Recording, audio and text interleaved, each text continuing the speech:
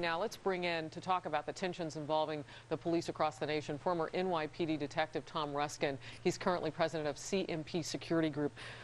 Tom, you and I have done a lot of breaking news nights together. And I got to tell you, where we are in this nation right now is very troubling, because you've got sides that need each other very much. The citizenry needs to trust and believe in its police force, and they need for us to have that respect for authority. Right. How do we go forward? We have to start a dialogue, and it can't be the rhetoric and the machinations by political leaders who have looked to separate, or apparently look to separate, the two sides.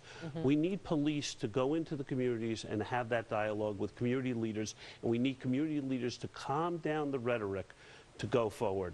I'm going to share with our audience, when things break apart sometimes on the weekends and we end up in all sorts of different conversations about race and whatnot, Tom is the guy that I often will reach out to because you still have contacts within the NYPD. Is there a person or a group right now in this city that can make a difference that is not political?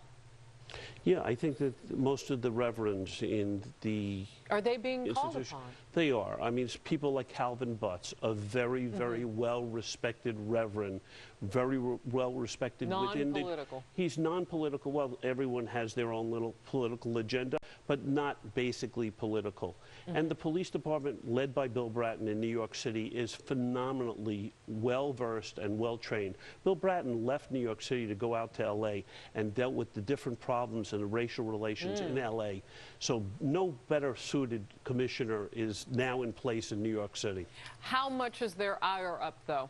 I mean, when you talk about bringing people to the table to try to work through this, and the whole nation is watching New York City. I mean, I realize that there are problems in other communities. We talked about Berkeley, Missouri. We've talked about Ferguson, where this whole thing started. I mean, you've got this playing out in other places, but all eyes on New York, particularly now with New Year's Eve coming up, a ginormous event for police to protect us. Right, without demonstrators. So now that the demonstrators have made it known that they're looking to come into Times Square to possibly disrupt that, another obstacle for police to consider.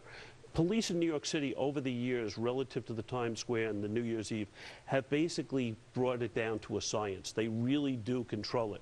We don't have crime in Times Square like they did when I started as a cop in the 80s.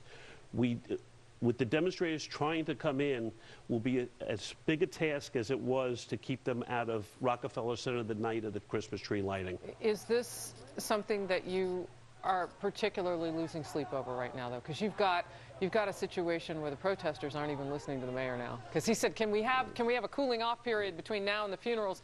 And look, protesting, that's one thing, but these are people out there who are saying insightful words and doing insightful things. It's turning violent.